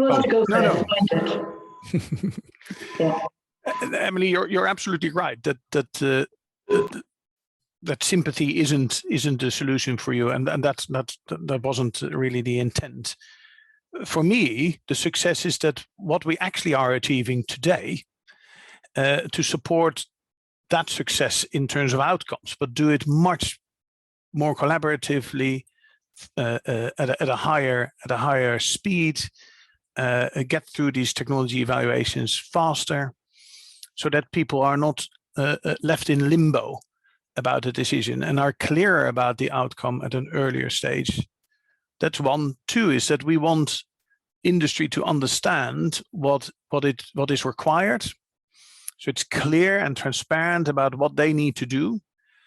I think a lot of our common experience is that that's what's currently lacking, and industry is waiting with their value propositions to later date, and get it right first time is one of the key thoughts behind what we're proposing. And thirdly, it needs to properly reflect societal values. So what for me is important is where if you and we together consider that certain aspects of of the value framework that we use are more important than others, then we need to reflect that. And that's what we've been talking about, moving from end of life, which is a really cancer-focused modifier, to severity, which captures a much broader population, a different view on uncertainty, to acknowledge that there are certain aspects of uncertainty that we can't resolve. So to Nina's point, there are points we can, bits of uncertainty that we can resolve to manage access, but there's definitely aspects we can't resolve, and therefore give rare diseases potentially a different prospect if that is indeed true. So I think those are, for me, the three key points to achieve in this methods and process review. So Emily, yeah. I'm so sorry. Emily, from my perspective, I think there's a couple of areas that I think the Innovative Medicines Fund and some broader work we've done will help see success in my mind. So for me, the Innovative Medicines Fund gives us the potential to have a systematic, robust, clear and engaged approach to dealing with uncertainty. And for me, that's about creating an opportunity for patients to access treatments for their rarer conditions, because I think we're all pretty clear that one of the huge challenges for rare disease is the uncertainty around the data. So the Innovative Medicines Fund, I think, is the systematic approach to how we have a way for patients to access the treatments whilst we collect that extra data and help resolve that uncertainty. And then I think a bit more on the industry side of things, we now have a commercial medicines director at NHS England that's been around for the last 2.5 years or so. And by having that commercial focus where we're able to negotiate with companies about treatment costs, it has helped us be able to deal with a number of outstanding issues in and using our commercial flexibility options now. So for us, I think it's about hard metrics in the form of patient access to treatments for rare conditions. I think the experience with SMA recently is a really good example of where we're seeing success. And we have the commercial framework for new medicines now. So again, a publication for industry to understand how they engage with us at a commercial level, enabling us to formalise the processes alongside our ongoing development of the IMF. So that's what success feels like for me, I think. Thank you very much to both of you. I'm going to bring in a couple of people at a time now, or else we may not get through. So I'd like to bring in Christina Rees, MP, with some comments. I think, Christina. Thanks, Liz. Yeah, I'm the MP for Neath, and I'm the Vice Chair of the All-Party Group on PKU. Now, I didn't know what PKU was until some constituents came to see me a few years ago. And I couldn't believe the story that they told me, their life experiences of dealing with PKU. And I got involved straight away with Liz, who is chair of the APPG, the lovely Kate, Carolyn, and many others in the PKU family. Now, I'm just going to make a few comments because I still fail to understand. And I must thank all the speakers on the call today, especially the patient groups who have told their stories. And surely the hardest part is finding a medicine that works, that helps a condition. And there's similarities throughout everything that everyone has said today. And then you find a cure, you find something that helps, but then it's taken away from you because you can't use that. Now that is heartbreaking, you know, absolutely heartbreaking. And we've heard some very, very tragic tales on the call today. Now, PKU, they found this medicine, this treatment that works, Kuvan, which has been around for a long time. And the PKU family have been campaigning very professionally to be allowed to use that, to be funded so that the family can use it. But then NICE turns around and says, well, okay, major step forward, you can have it for under 18s, but you can't have it for over 18s. So most people look forward to their 18th birthday, but this is taken away straight away. So all that stress that you don't have to cope with up until the age of 18, bang, suddenly 18 is a very tricky age to be in life as it is with all the other demands. But for that to be taken away, then you have to go back to managing your diet, all the stress that involves. At 18, it just doesn't make sense to me, and it's down to money. There's no two ways about it. Another thing that's really stressful is that the families who have to help with diets, help with their children's diets over and over again, they apply for welfare benefits to help, PIP, personal independent payments. Do you know how difficult it is to get an award? I've had so many constituents with PKU come in and say, we've been rejected at the first application. Can we appeal? So we appeal, rejected again, then go to tribunal. That doesn't happen. All of that stress as well. And I'm sure that all the patient groups on this call have had similar stress.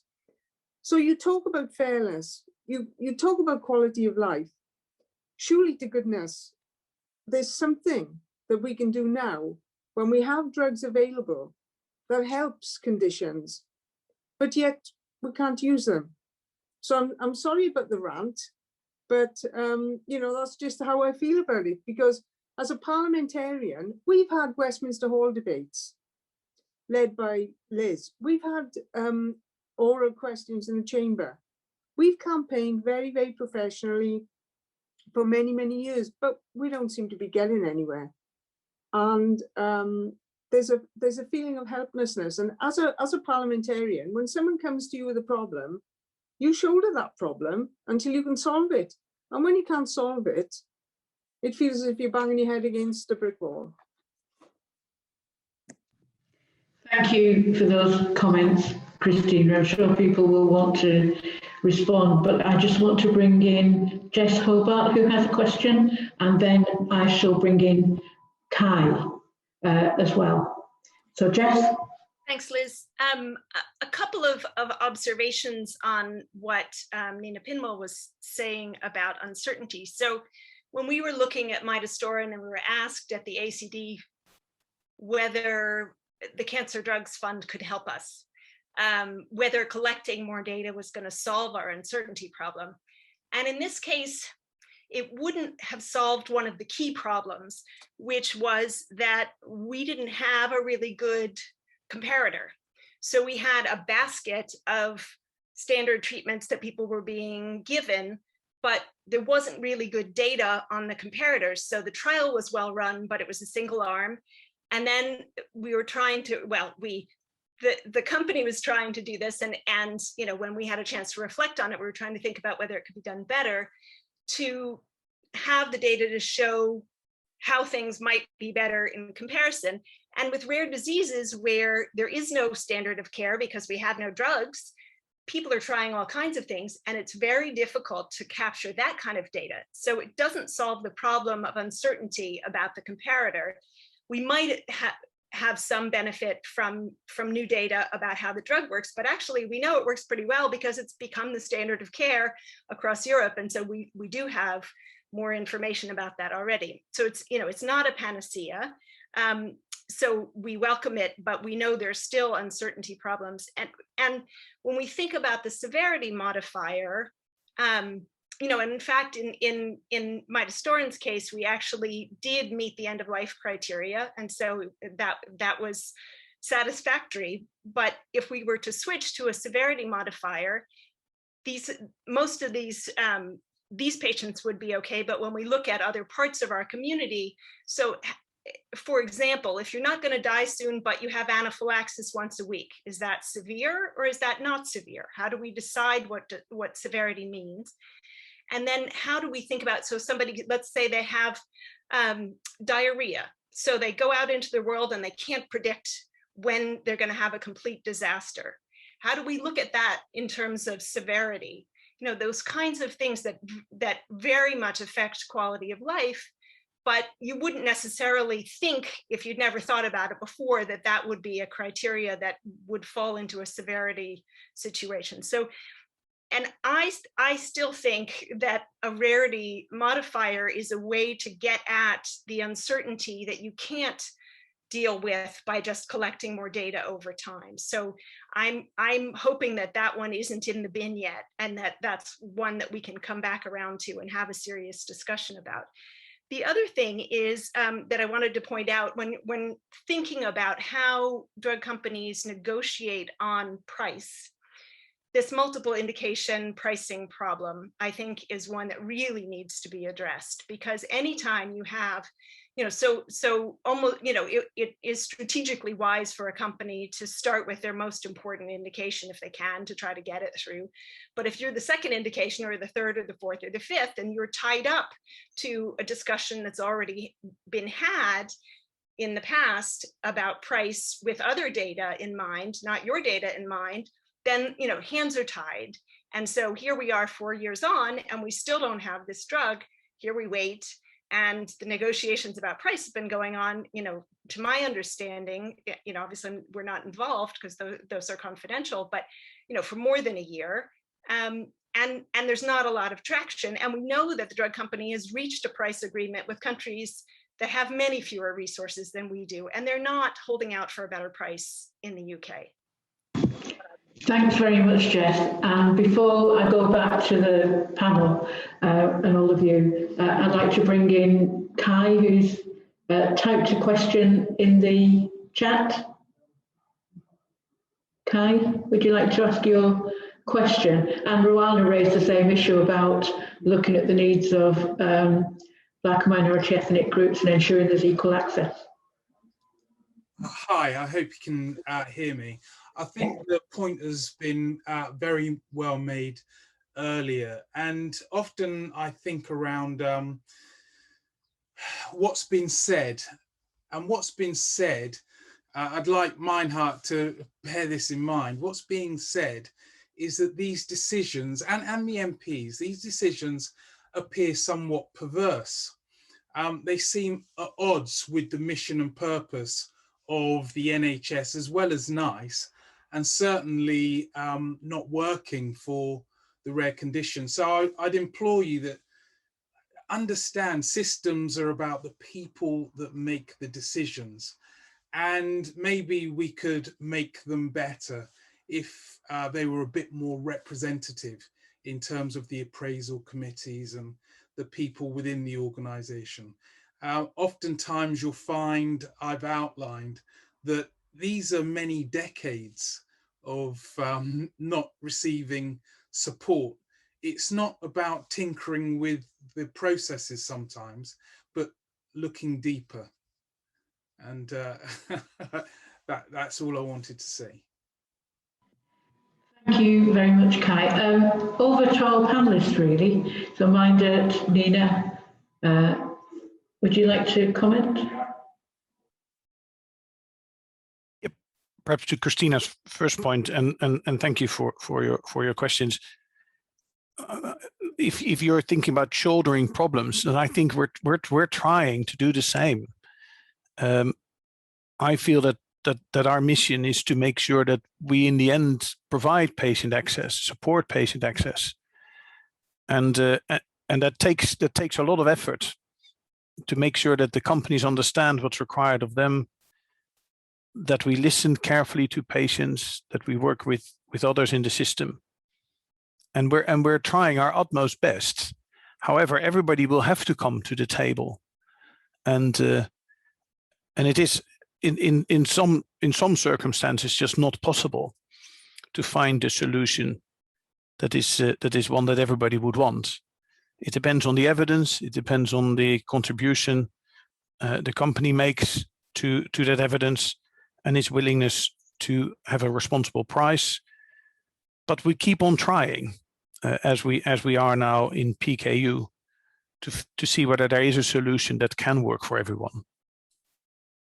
I'm not convinced that what we're currently doing isn't helping people with rare diseases. I think we acknowledge to a large extent the uncertainty that is inherent in the evidence base. I do recognize, and I think we all recognize, that this is not uncertainty that is easy to resolve, and it is often long-standing. And it is for that reason that we are thinking about rarity as a way of thinking about uncertainty more flexibly. So that's definitely on the card still. And I appreciate Kai's point about equalities.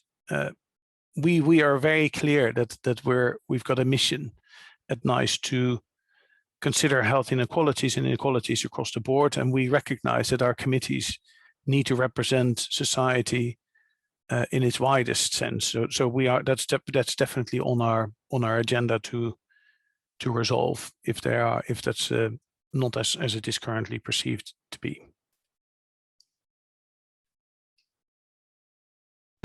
Thank you. Nina, was there anything you wanted to say? Yeah, so again, thanks to Jess and Kai for their thoughts.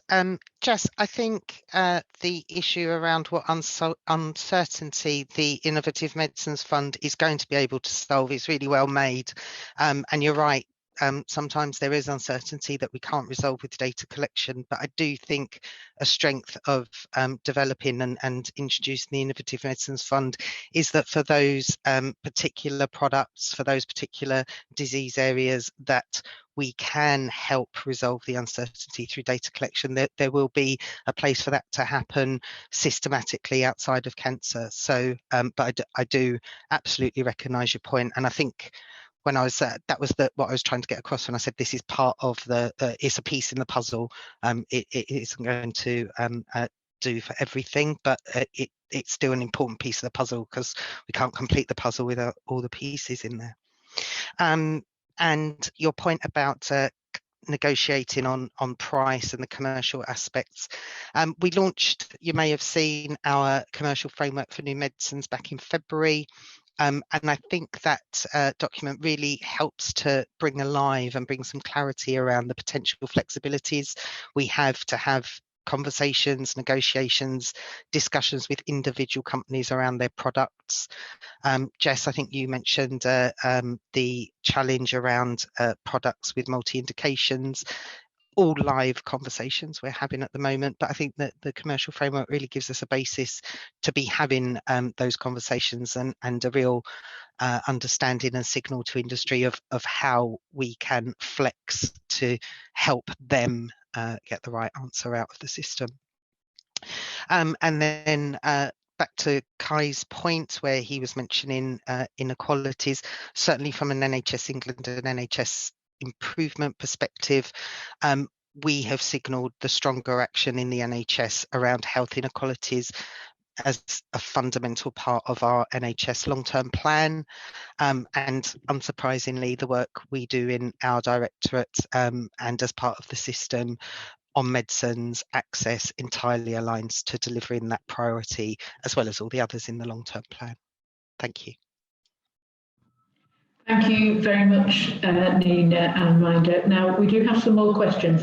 The first one, I'm going to first of all bring in Kate Leroyd, who has a question, and then I will be asking a question on behalf of Mike Kane. So, Kate. Thanks, Liz, and thank you, Christina. The support we've had from parliamentarians has really just kind of kept us sustained and going, really, and through some really difficult times. So thank you. I just, looking back at what many of the panelists have said, is that there's a problem with evidence for rare diseases. So this came out in what Roanna had to say and what Emily said, that NICE expects an evidence base, but it's often difficult, is not properly nailed down in the way that NICE wants to see it for its appraisal systems. And it seems to be that I just felt a sense of concern that, is it really going to be hoisted onto the shoulders of the people here, like Jess or myself, that we have to come up with the the standard of evidence that is required for NICE? Is it my job to go out and work to get funds to do? We don't have any money, we don't have any time. I'm quite tired of all this already.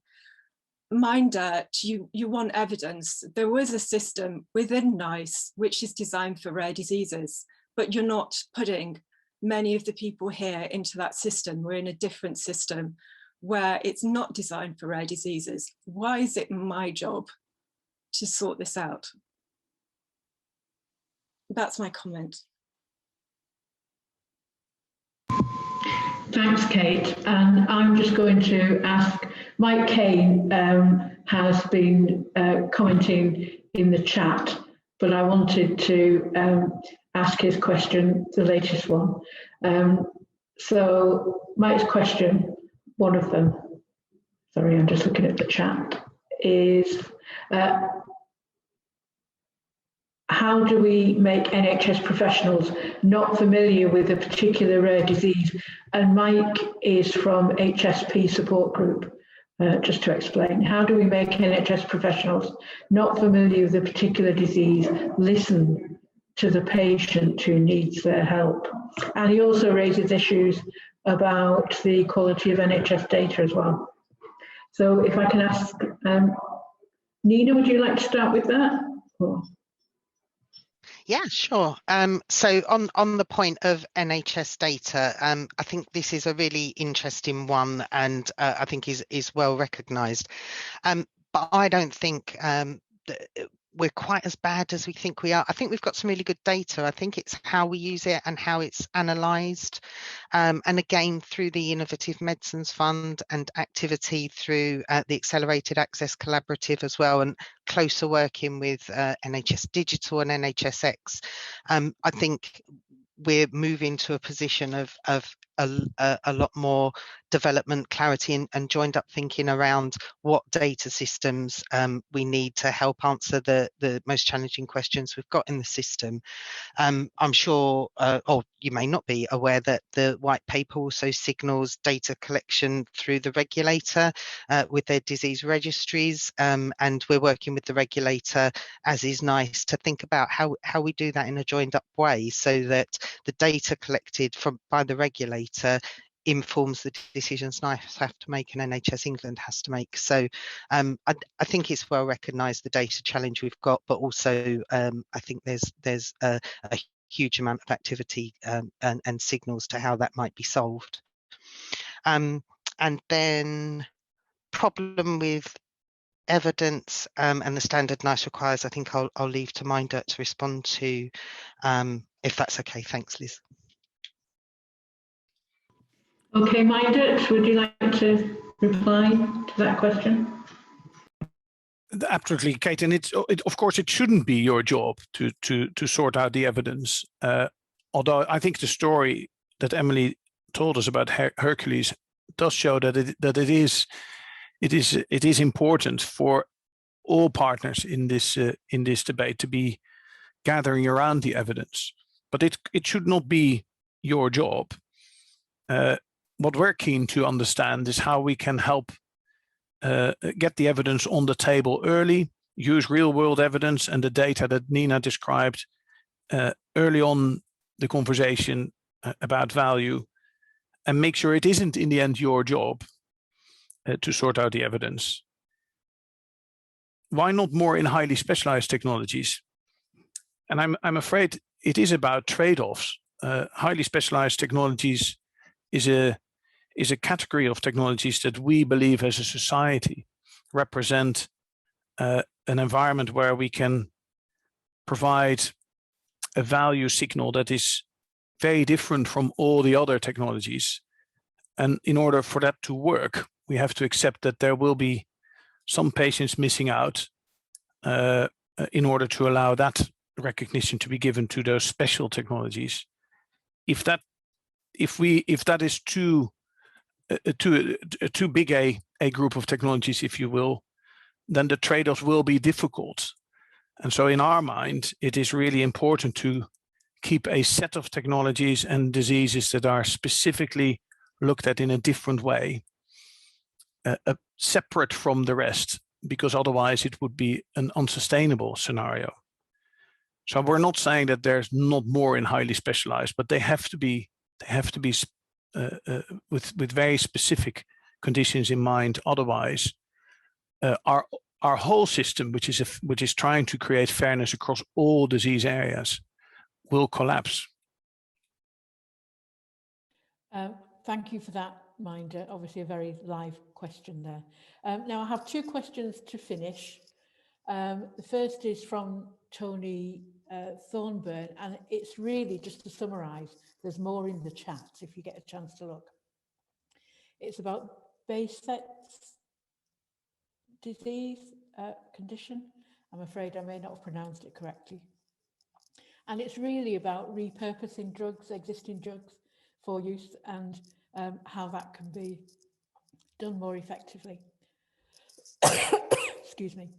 And the last one is a bit more, well, not light-hearted, but a bit broader to finish, and that is, how would the panel, and I guess that's wider than just Minder and Nina, if there was one thing you could change straight away to improve things, what would that be? Thank you.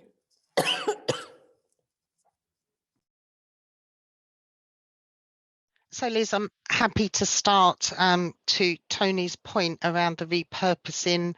I think this is one of the huge learnings we've had from our experience through the last just over a year dealing with the COVID-19 pandemic response, being able to work collaboratively with the pharmaceutical industry to create all sorts of repurposed approaches to treating COVID-19, I think has really shown where there's a will, there's a way, and we don't want to forget that, and we want to capitalise and build on that. And we already had ambitions around repurposing, so we now have a dedicated medicines repurposing programme. We outlined that in a report that we published at the start of March, so start of last month. And this repurposing medicines programme has been established to identify what opportunities there are to strengthen the evidence base, create the opportunity for licensing, supply and access to unlicensed or off-label medicines that people are currently wanting to use, or indeed using in some cases in the NHS from a repurposing perspective. And I think from our point of view, and I'm sure all the other groups collaborating, the strength lies in the collaboration between the system agencies. So it's NICE, it's NIHR, it's the regulator MHRA, it's the Department of Health and Social Care, and ourselves. So that real end-to-end approach from the trial to the paying for the product, and it's that collective collaboration that brings in the expertise across the repurposing pathway that I feel is going to bring us to a better place around repurposing. And just finally on that point, also engaging with the industry trade associations around that, because often we find with repurposed medicines, they're not top of a company's list. So just getting rid of those barriers when it's the right answer for patients, and I think there's a lot of work going on.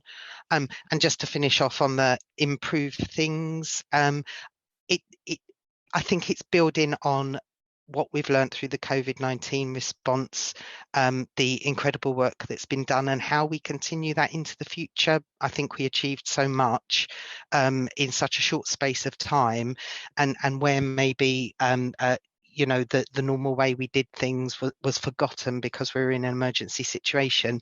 What can we learn from let's pick up on that learning and make it the way we work normally, because I think that's going to bring huge benefits for the system and for patients.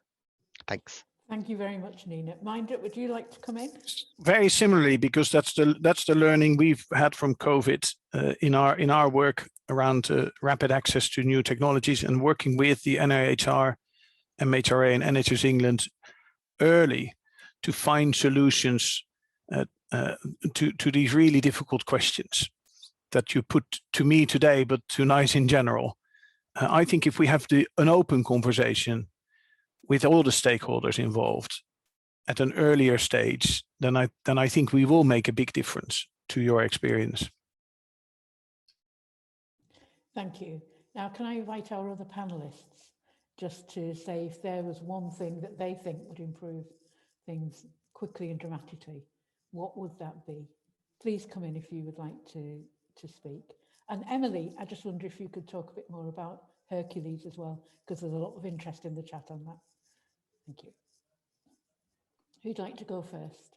Absolutely. Well, just to I did actually want to pick up on something that Mindit said about Hercules, and thank you for referencing it and acknowledging it. But I do think there is, Hercules is such a huge and complex project, and Duchenne UK itself invested £250,000, which is a significant amount of money, and not many patient organisations have that.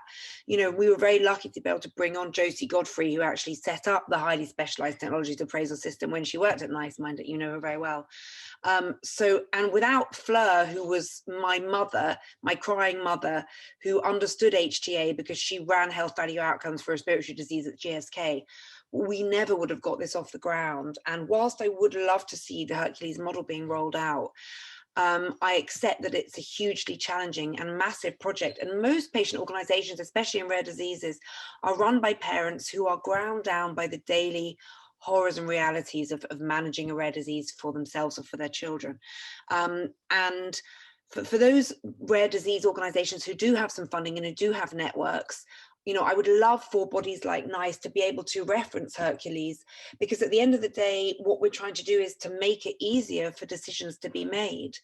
And I think it will be interesting to see how Hercules can impact those discussions, because whilst we are trying to build the gold standard of evidence, uncertainty is going to exist, and especially with innovative medicines, if you're talking about one-time treatments, there is inevitably going to be uncertainty that no amount of perfect and meticulously gathered evidence is going to be able to address. So I think we're still a very long way away, unfortunately, from being able to give families the reassurance that they need, that their rare disease drugs will be assessed in a way that will accommodate the uncertainties inherent to rare diseases.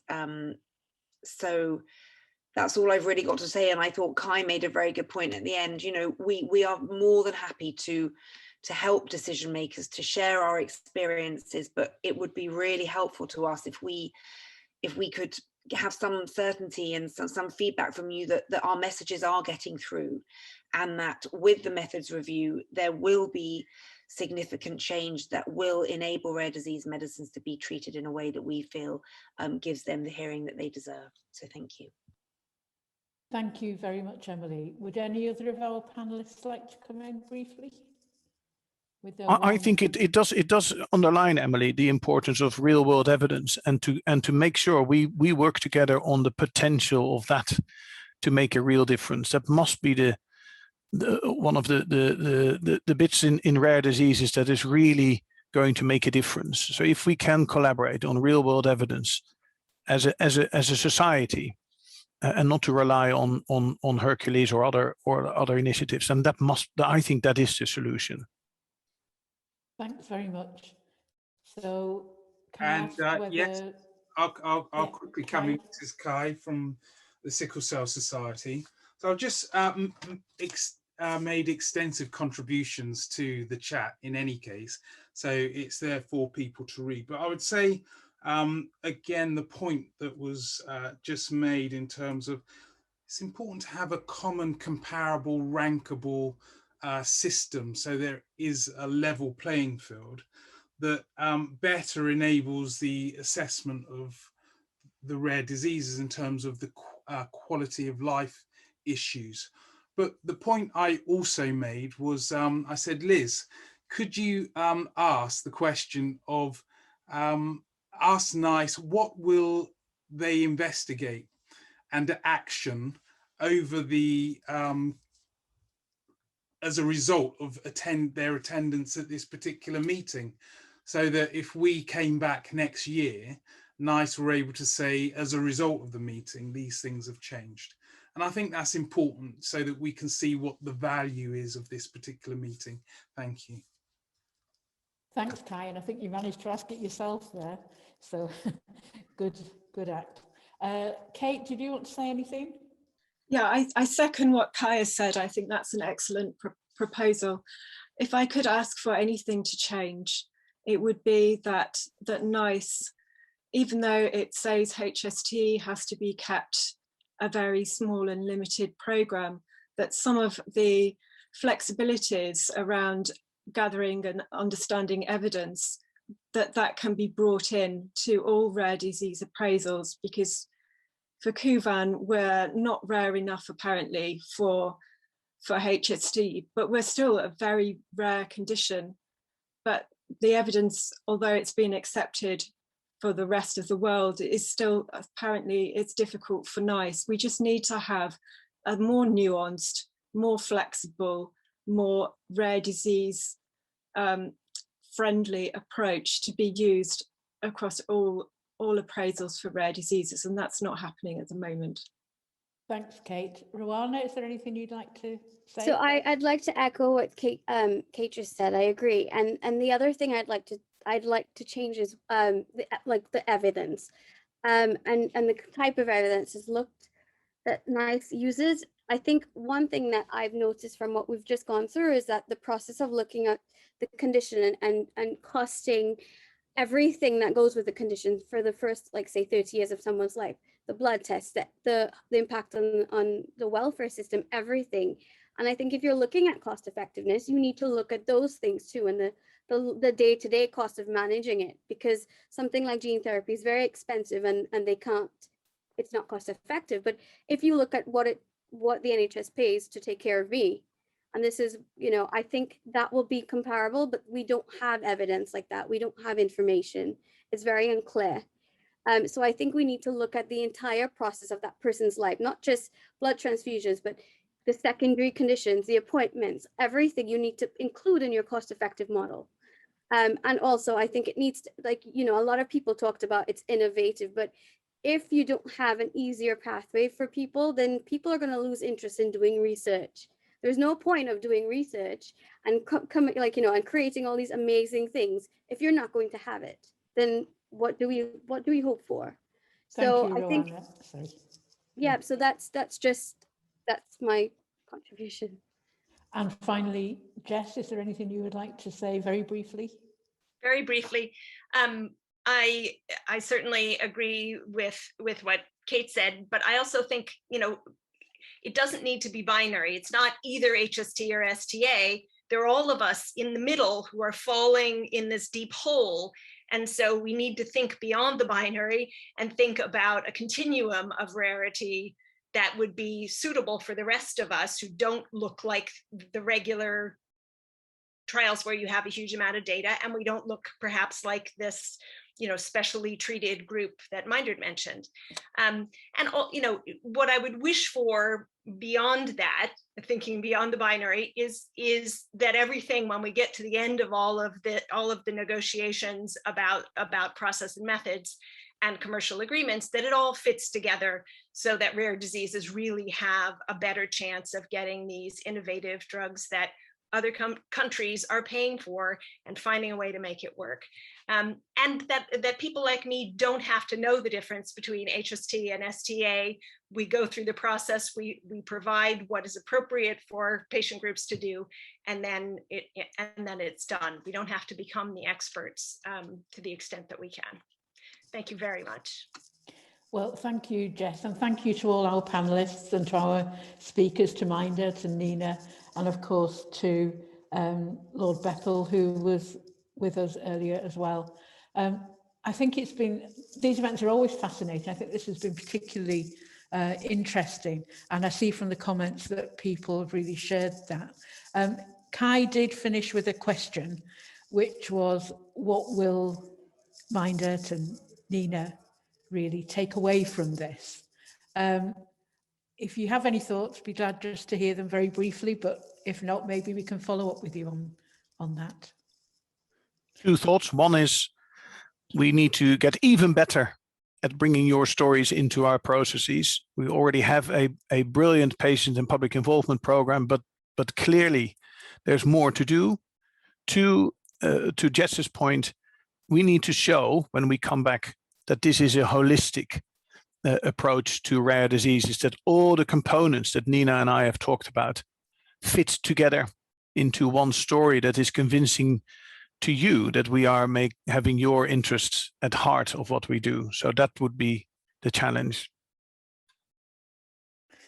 Nina, anything very briefly? So I think for me personally, this what I've heard today feeds into what I'm developing around the Innovative Medicines Fund, and when the public engagement comes out, encouraging everyone here and broader to take a look at that and give me more thoughts, but certainly the thoughts I'm hearing today helps feed into what I will be presenting in that engagement document. Thank you. Thank you very much, Nina. And now I'll close the session by saying thank you to all of our contributors. Thank you to all of those who have been watching and submitting questions and comments on the chat. And just a comment, we've heard from 5 rare disease groups today. There are hundreds more people working alone, and it's good to come to sessions like this to recognise the work that everyone does in all of those different groups to represent the patient group. So thank you all very much. Thank you very much to Genetic Alliance UK for supporting the event and organising it. And I look forward to seeing you again. Thank you.